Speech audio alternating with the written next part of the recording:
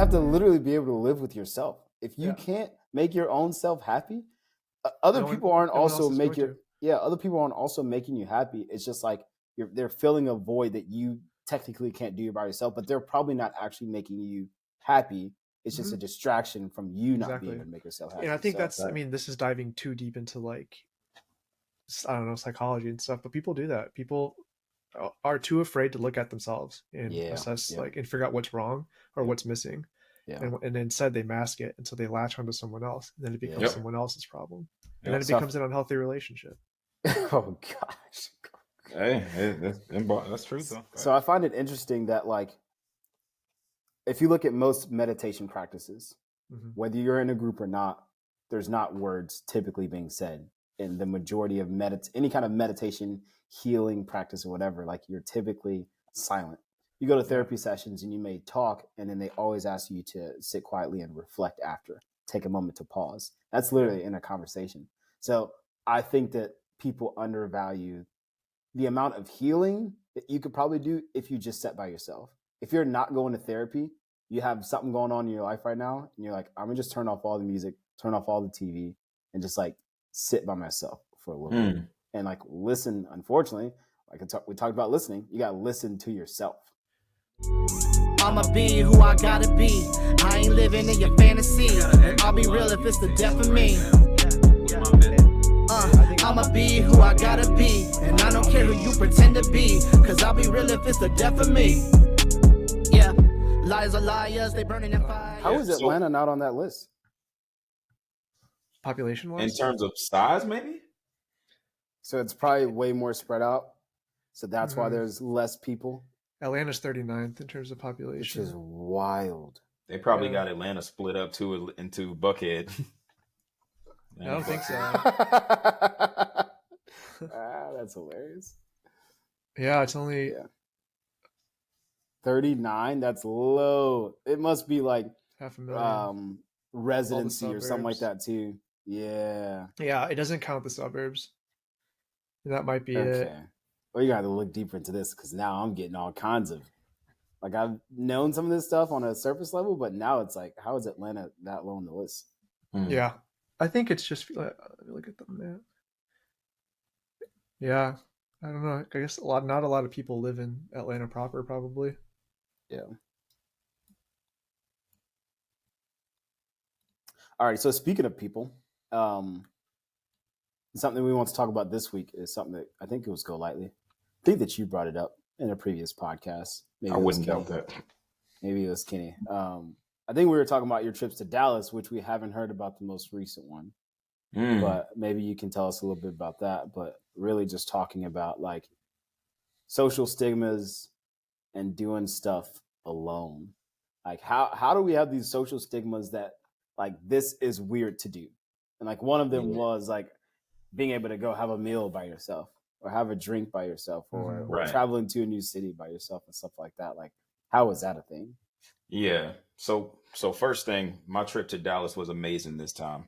And I think a part of the reason was I forced myself to get out a lot more this time. And I was alone. I mean, I went with a friend, in terms of like, we split the cost of, Airbnb or whatever, but when I went out alone.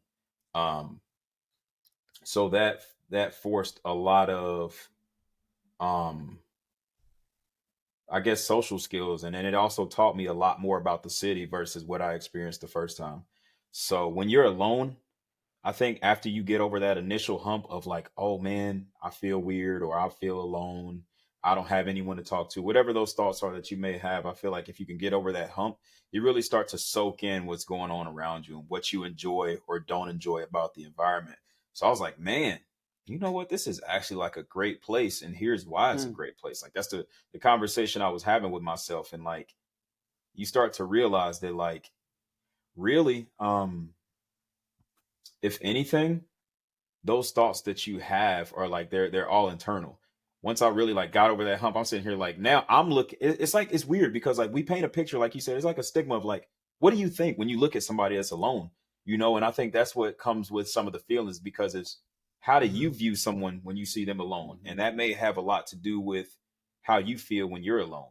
But that's all like an internal process there because some people, you know, from the get-go have always enjoyed doing things alone versus like people who have to transition into doing things alone due to like friends not wanting to come along, flaking on them all the time, whatever. Bottom Some line, people yeah, like bottom line, we need to get out and do things. So like some people are forced to be alone. Yeah, I and think that's a I lot don't of think that's yeah. I think sorry, Los, I keep cutting you off. You go.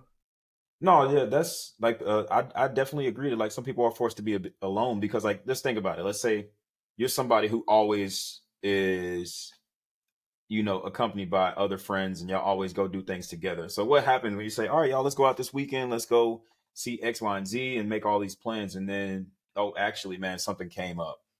But what if you have no friends? But it's still something that you really wanted to do. Like let's put aside the fact that like, oh man, you shouldn't do it without us. Let's just put that to the side. But would you give up on something that you really wanted to do because you don't have someone to do it with?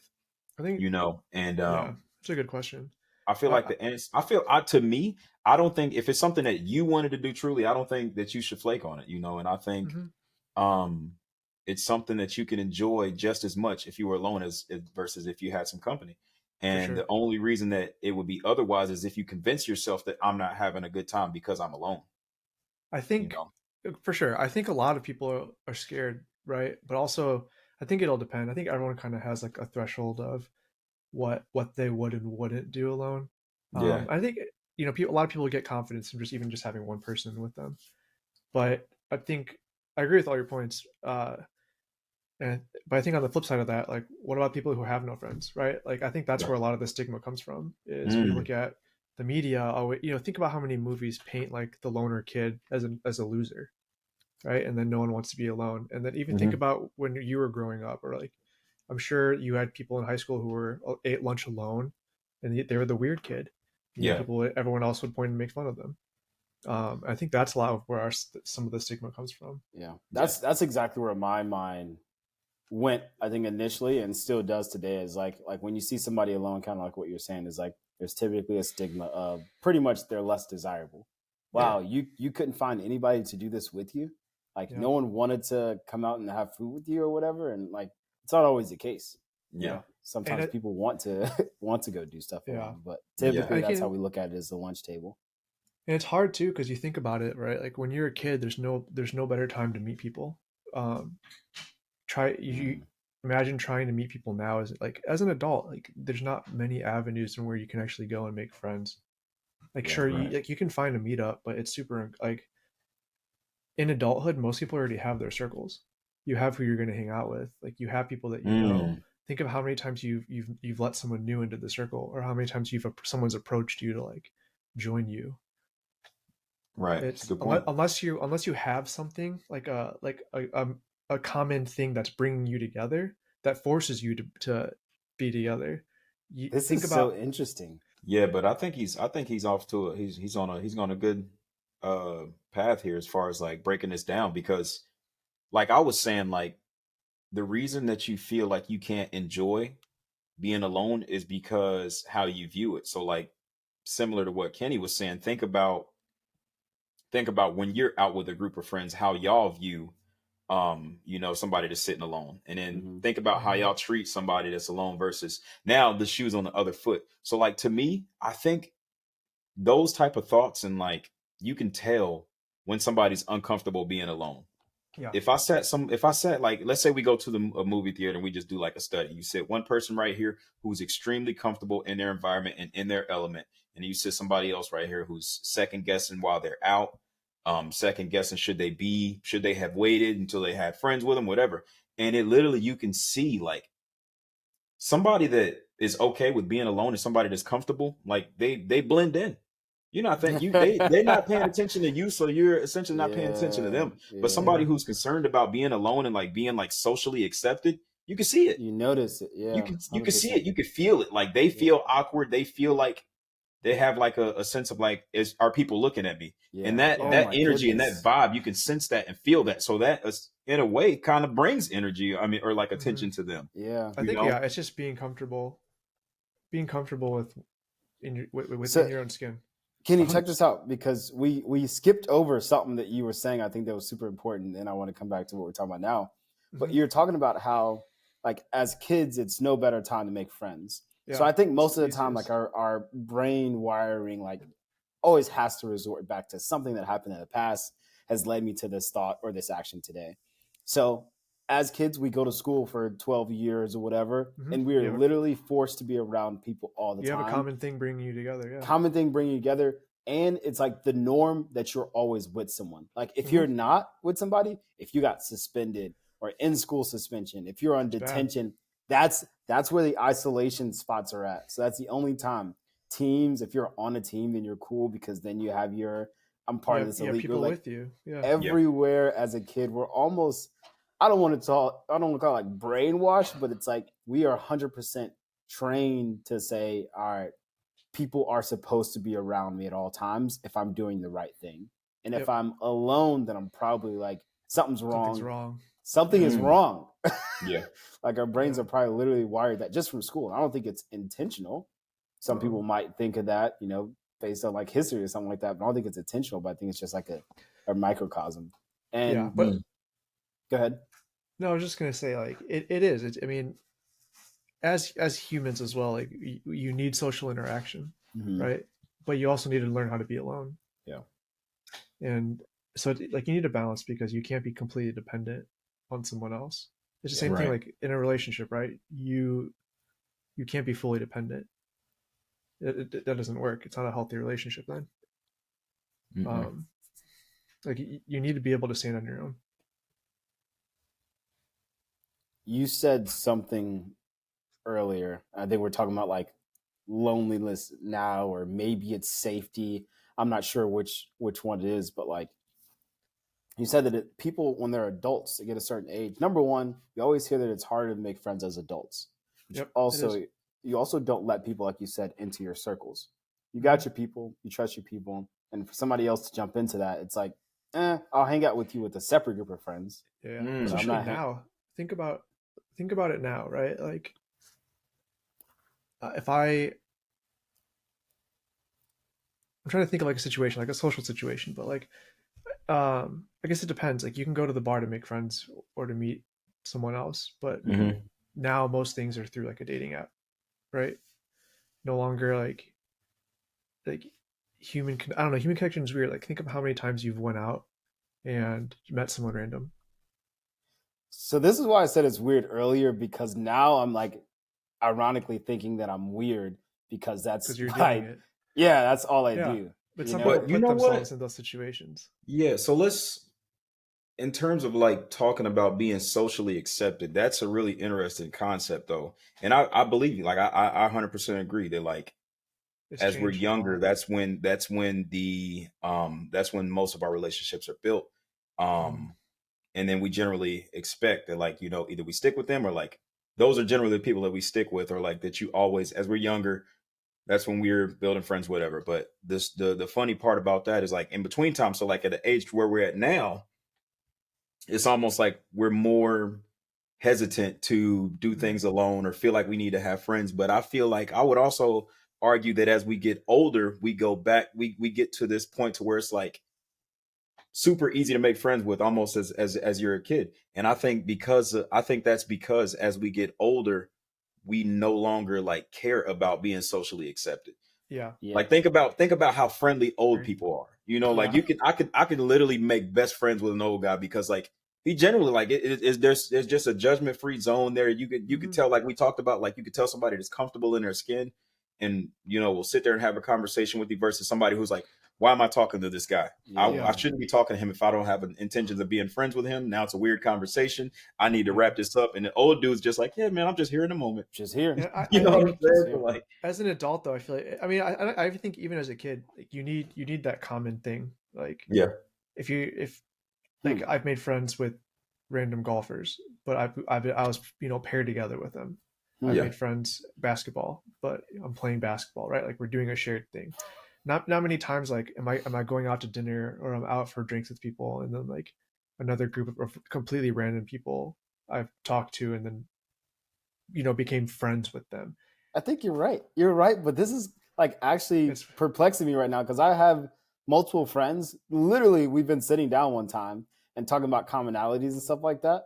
Yeah. And one of my friends was like, "We don't have anything in common. How are we such good friends?" And I'm like, why do we need something in common? You know, like I understand that it's the easiest way to make friends, but I'm like, why do we need to have something in common in order? But something in common could really just be someone introduced you to someone.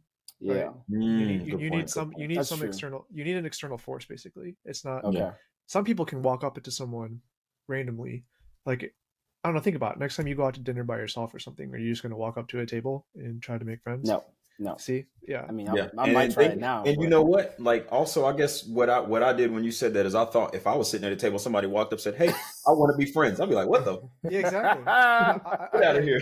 I think there's there's a time and place for it though. But like if I'm out, I'm gonna do this every single time I go out now. Yeah. Oh, people. Hey, can I take a seat? Friends? Yeah. That I've always thought like if someone comes up to me and does that, I don't know what to do. Like I'd probably freeze. I'd be like, is this guy serious? Like, yeah, is this a prank? Yeah. Like, where's the camera? Right. But I'm gonna do it and see how it goes. Let y'all know. Yeah. But like I'll have conversations with people. Like, you know, if you're out shopping and you just start up a conversation with someone, or you know, like there's always something. I guess it all boils down to like, do you have something shared at that moment, whether it's an experience or an interest? So, do y'all think that we value community more as we get older? Absolutely. I have perfect examples for that too. I have so many friends, parents who we're all at the age, right? We're empty nesters. I mean, our parents are empty nesters. A lot of them have joined a church. Like they weren't religious growing up, but they joined the church for the community. Because I think as we get older, I feel like it's very common. I think the church is like a really common example of what it provides. It provides a community for it comes with a built-in community of people. Yeah. And so I think that's why people are drawn to it. And I think I've seen so many adults who have been seeking a community, and like it's the easy. I don't want to say. I guess easiest. Yeah, it's the easiest, and it fits for some people. Yeah. And the reason I asked that is because you're. I think we talked about it earlier. Like you become a little bit more conscious of yourself, and you have to prove yourself to people less as you get older. So I wonder like how those play out. Like, yeah, I think we're raised, right? Like you're raised always thinking, or always like kind of like what you said, right, Leo? We're raised in schools. We're always raised in a group setting. When you have a family, that's your group. But then as soon as your family gets older and leaves the household, and it's just like if you're a parent, it's just the parent. Well, you don't have a community anymore. I think like when you're raising a kid, most of your friends are probably going to be parents of your kids' friends.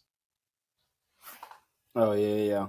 Oh jeez. So then as soon as your kids leave or they move away and they become adults, you don't have anything. Okay. Yeah. So what do y'all think? Like, let's switch gears a little bit. Like, I want to hear, do we think that we should be, and balance is not the answer. Okay. We can't say balance. Sure. I don't want to hear anyone say there has to be a balance. That's off the table. There has to be balance. Hey, what up? It's Leo with the P.E.A.C.E podcast. Hopefully you're enjoying the episode. If you wouldn't do me a quick favor, go ahead and hit that subscribe button, hit like. You've made it this far. Hopefully you're learning something. Peace. For the sake of this world, there can't be any balance. Would y'all think, and y'all we'll answer it in the next like 3 questions or so, but do y'all think it is more beneficial for you to spend more time, let's talk about 49-51, more time in life by yourself or with other people? By yourself. I agree. Say by yourself. All right. Give me the reason why, and give me like the pros. Let's start with the pros of being by yourself. How is that beneficial? How's it helpful? Because if you can't be comfortable with yourself, like you have to live with yourself. Doesn't matter. Still. Right? Like you spend the most amount of time in your life by yourself. Think about it. You think so? Out. Yeah, absolutely. Okay. I mean, think about how much time during the day. We can do it, even a test tomorrow. Track how much time you're by yourself.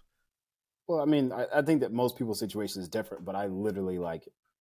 Yeah, you're by yourself. I mean, sure, like I live with my wife, but yeah, it's not like we're interacting with each other 24/7, right? Okay. Right. But like I have her, like yeah, like we're in the same house, but or if she's off in class, I'm home alone. Like you spend a majority of the time by yourself. Okay. And so I think it's important. You need to learn how to be alone. Yeah. And I'll piggyback off of that in terms of pros. So some people use the company of others to, like he said, like some people haven't mastered their own consciousness and thoughts. So I think it's a good practice of doing that when you're out and about, because there's no one but you, so I think that's like your consciousness being put into play when you're out and about and alone. You've got no choice, versus being able to suppress, not being able to manage those. You've got no choice. So I think that's a good pro, is you have to leverage that and work on that. That's a great point. Piggybacking on that, like people use it to latch on to like their flaws. It hides things of themselves, right? Like you can let other people decide things for you. Facts. So you don't have to think. If you hang out in a group, right? Like sometimes you don't have to have an opinion. You just follow. Yeah. Exactly. Or like, they latch on to the vibe or the energy of the group because of, whatever the lack thereof, or the lack of their own internal like energy or whatever. So like we see those situations all the time. We see it in movies, we see it in skits, whatever. Everybody's having a good time, laughing, whatever, cool, okay. Everybody leaves. I close the door immediately, just like everything just, it just goes to this really dark place. And I think that's far too common, and it's something that like is not really addressed. So I think that's a good way to address it, is to like force yourself like to be alone. Yeah. And bring that at the forefront. Yeah. I will say, I can't say there's a balance, but you need a ratio, and I think it leans towards being alone. He didn't say balance. He said ratio. like if you're gonna weight it, I think it has to be like 70-30, because you need both. Like you absolutely need both. Yeah. Correct. Yeah. Because if you're completely isolated, you're gonna have no. You're not. You need to learn how to be around a group of people. Yeah. Like everyone, I'm sure every single person listening, and you guys, every single person knows someone who doesn't know how to interact with a group. Yeah. Yeah. Right? So can't read the room, can't do anything. With that, I think we're pivoting over to the cons. hold on before we move on. Thing, yeah. Two things I thought about is like, Kenny, you said this earlier, but like when you're by yourself, you need to be able to find happiness by yourself. Yeah. Like you have to be able to live with yourself. You have to literally be able to live with yourself. If you can't make your own self happy, other people aren't also making you happy. It's just like they're filling a void that you technically can't do by yourself, but they're probably not actually making you happy. It's just a distraction from you not being able to make yourself happy. And I think this is diving too deep into like, I don't know, psychology and stuff, but people do that. People are too afraid to look at themselves and assess like and figure out what's wrong or what's missing. And instead they mask it, and so they latch onto someone else, and then it becomes someone else's problem, and then it becomes an unhealthy relationship. Oh gosh. Hey, that's true though. So I find it interesting that like if you look at most meditation practices, whether you're in a group or not, there's not words typically being said. In the majority of any kind of meditation, healing practice or whatever, like you're typically silent. You go to therapy sessions and you may talk, and then they always ask you to sit quietly and reflect after. Take a moment to pause. That's literally in a conversation. So I think that people undervalue the amount of healing that you could probably do if you just sat by yourself. If you're not going to therapy, you have something going on in your life right now, and you're like, I'm gonna just turn off all the music, turn off all the TV, and just like sit by myself for a little bit and like listen. Unfortunately, like we talked about listening, you got to listen to yourself. Like that's probably a healing practice. I think that's one of the most beneficial things. And talk about introverts and extroverts, where you get your energy from. I think everyone can probably get, even if it's a long-term energy or healing, from sitting and like just listening to yourself. Yeah. What that makes me think about is like, it's kind of off subject, but like at the end of the day, sitting there and actually like soaking in some silence to where you actually put things on a pause.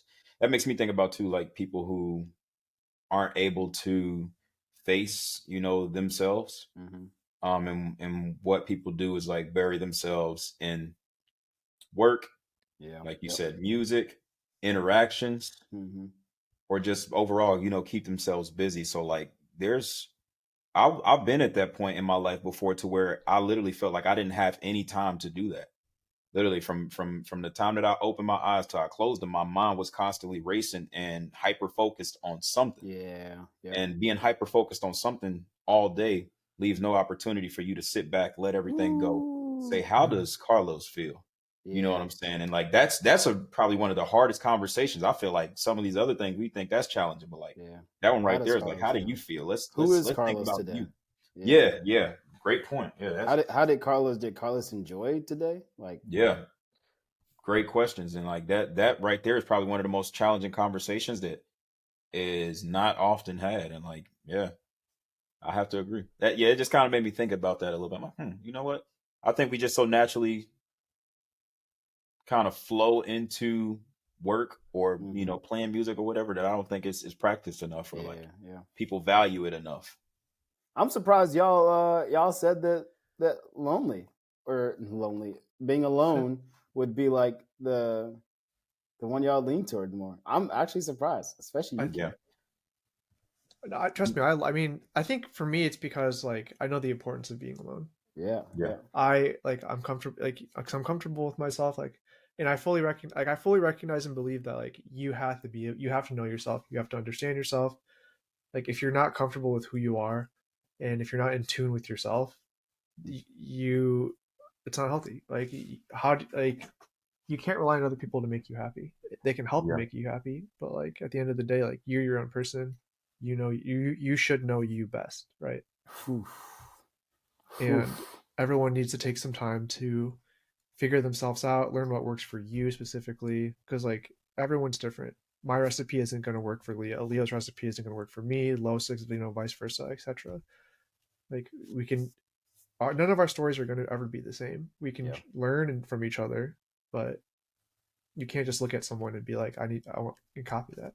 You can, but it's going to be mixed results. Yeah. Yeah. The pie ain't going to taste the same. Exactly. Yeah. But, and like one thing that I kind of joked about, I won't even say joked about, but like that I really think about and I mention a lot when I'm talking to anybody generally is like there's people who have passed away, like people who've died, and lived their lives like restricted and confined, worried about what other people think. So I definitely wanted to push against the narrative because like, there's two things that's guaranteed, life and death, and what you do in between there is most important. So that view that you have can determine what you may or may not do. So yeah, I just want to push against the narrative a little bit to make sure that I can do the best that I can to say, hey, you need to make sure that you're doing things for yourself and not living so much for others, because at the end of the day, like life and death happens to everybody. And when it all comes down to it, what matters most to you is what matters most to you and nobody else, so everybody else have their own opinions and values and things like that. So and a lot of people just aren't comfortable with themselves. Like, and sometimes it takes time to learn to love yourself, right? And when you love yourself, it means like you have to fully understand that you're not perfect. Like, you're always a work in progress. But like, I don't know, it's hard. Sometimes I think we as a society like raise people to demand too much of themselves. But like, you have to love yourself. That's what Justin Bieber said. Yeah. Do you guys have an inner monologue? Like, do you have an inner voice? I think so. I do. Like, yeah.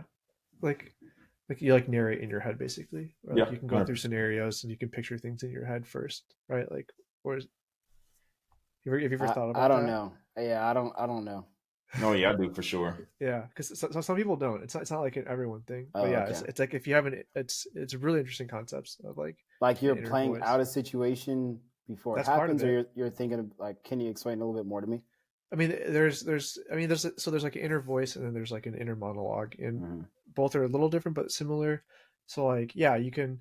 An inner voice is like when you're rehearsing something, or like it's like basically like you can picture your voice expressing and saying things like in your own head. Okay. It's like when you're sitting thinking about something, or you can talk to yourself and kind of think like, like in a movie when someone's thinking and like they themselves are narrating. Okay. Yeah, I can do that one. Yeah. Yeah. So it's like that. It's like you have an inner voice basically. Gotcha. That is not everyone does. I gotta talk to myself sometime because Zeus don't be saying nothing to me. You over there asleep right now. Exactly. I think mine is recently developed actually. I had a moment to where I think I started to realize myself. I'm like, man, I think I need to consider how I feel a lot more. So like I did it once or twice, and then I realized the benefits of it and like how much clarity it brought me that it just kind of stuck. I think part of it is like a sign of maybe you're becoming more aware of yourself. Like you're becoming more self-aware. Yeah. All right, let's hit on these cons real quick before we hop off here. For sure. Y'all have any cons? I'm sure the answer is no. Yeah. No, there's definitely cons for sure. There's cons. There's for sure. But cons. when we weighed out the pros and cons, and we still go with what we go with. But definitely some cons. Wait. Yeah. What are we talking? Cons of which part? Cons of like we told people that we voted on being alone more, essentially over being. So I'll kick it off, and Kenny kind of talked about it a little bit, but like we've all seen people that are too dependent, and they get to the point to where they almost forget or they don't know how to be present in a social environment, or like they don't know how to contribute or feel the need to contribute and don't know how, and things like that. So that's definitely a con right there. Yeah. And then to me that's like the biggest con is you can't forget how to be in a group, right? Like you can't be a lone wolf forever and then like forget how to be a team player. Yeah. And like we can even switch it into like professional sense, right? Like you have an individual contributor who's always on their own working on projects. Well, what if now they're forced to work on a group project? What if they're forced to work on a project like with a team to get something done for the company? Are they going to step on everyone's toes? Like you can't forget like the etiquette, I guess, right? On how to communicate. That's a good point. And work. Yeah. So there's that's so like, yeah, I guess COVID did to everybody. Exactly. People didn't know how to act. Yeah. And COVID, it kind of accentuated things, right? Because we're all forced to be alone. We're all forced to be separated. And I think you saw people do some crazy things like in order to get some sort of social interaction. Some people aren't comfortable with themselves. Or like you learn people really don't like their family. Yeah. I've had a few coworkers at a company during COVID who people would always complain like, oh, I'm stuck in this damn house. You mean with your family? Yeah. Man. The people that you're racing to get home to every day for work. Exactly.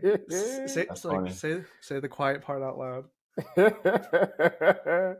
That's hilarious. But I think there's a con for being alone. Yeah. The some of the cons I thought about were like there's a very obvious one on like the human element of being like lonely. Yeah, like that would hit people. I think everybody at some point. This is so funny. I saw an article. I didn't read it. I'm going to go back because I don't want to quote just a headline. But it was an article that said like loneliness is as deadly as like smoking 15 cigarettes or something like that. Yeah, you saw that shit too. That's weird. Yeah, I saw that too. Okay. I didn't read it because I didn't look at the study. Same. But I mean, I believe it that it takes like years off your life because being lonely sucks.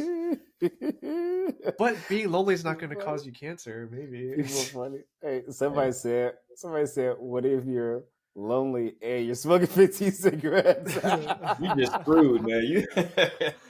Man. That's hilarious. So loneliness. What about the cons of being in a group all the time? I guess we kind of talked about it a little bit. Yeah. Like, you lose a sense of self. Like, I'm sure like all you guys have a friend in a circle who like you only see in the group. Yes. And then you find yourself like with them, just like you and them, and you're just sitting there like, what are we doing here? Why do we have to? Yeah. Yeah. Why do we both have to be out so that you could be out? That's hilarious. Golly, there's another element of like safety too. Safety in like, you know, for a female, like the physical sense, and then safety as in like, you know, I have people that I can trust, I can talk to. Yeah. When times get tough, or be there for me, you know, whether it's physical or mental. Yeah. So that's something to keep into. I mean, oh man, that we can go like in a bunch of different directions there. Like you can go into like mental health of like the stigma that men can't talk, right? Like it's BS. Like we're taught, you know, to be tough and to keep things in and to bottle it up. And so you like think of like you know, like the tough guy persona is like I have to do everything on my own. Yeah, 100%. Which is a terrible place. That's funny. We haven't. I think maybe Kenny, you might have hit on it, but like, I'm a firm believer that businesses. Let's get that out of the way. Businesses, you can't do anything great alone. We're talking about the personal sense like all day right here, but like in the business sense, I don't think that there's ever a company, a mission that's like one person was able to accomplish that. So like big advocate of like community in that sense. Yeah, you definitely need both. You need community and you need to learn how to be alone. I don't think you can have one like full. Don't say it, Kenny. Don't say it. No, I'll just say it because it's. I think it's different for different people too. Like some people obviously would prefer to be in a group. Some people are going to prefer to be alone. But you gotta learn how to do both, and then figure out the ratio that works for you. He didn't say it. I need to write out more rules. I gotta tighten up on my rule making. Yeah, man, you gotta do better, man. Yeah. You show me. I mean, yeah, I don't know. Someone will come on here and be like, I only like to be alone. I only like to be in a group. Good for you. Like you find what works for you. Yeah. I've been thinking about like for the past 5 minutes or so, like they literally put people in prison in isolation and we actually see them go crazy. Yeah. No, if you know, so like too much isolation literally is bad for your health. Yeah. Oh, it's absolutely terrible. Yeah. There's a scientist or a researcher who lived like 500 days in a cave alone or something like that. Wow. Yeah. Impressive. I would go next. Anybody got any parting words? Something that's motivated them? I haven't asked y'all this in a while. Because I know you got a lot going on. Is there anything that's motivated y'all as of recent? Ironically enough, like what's been motivating me is the fulfillment that I'm getting from kind of like being a pioneer here in a sense of like going out doing things myself. I didn't think I would enjoy it as much as I actually have been. So like now, a lot more times that y'all talk to me or like people call me, I'm doing things alone and I'm enjoying it a lot more ironically now. So yeah, that's what's been motivating to me, and it makes me wonder, you know, what else can I accomplish that would be this fulfilling alone? Yeah. So yeah, that'd be my parting words, man. That's how I feel. So determined, take the knobs and, you know, make those adjustments for your ratio and see what works best for you. There you go. Y'all some clowns. Yeah. Leo's just mad he got ratioed. Oh God. Oh man. Duly noted. We need to get 2 more people on the podcast so the numbers even out or something like that. Alrighty. I think that's it. So go be alone. Hopefully you're listening to this podcast alone and you're able to. No, I'm just kidding. I want you to be at the dinner table because that's where we're at. We're at the dinner table right now. That's what I want you at the dinner table with 5 of your friends. Okay, have the conversation. That's what we're looking for. Just like we're doing right now. Sit at the dinner table, grab a drink, grab some food or whatever, and have the conversation. Build you some community.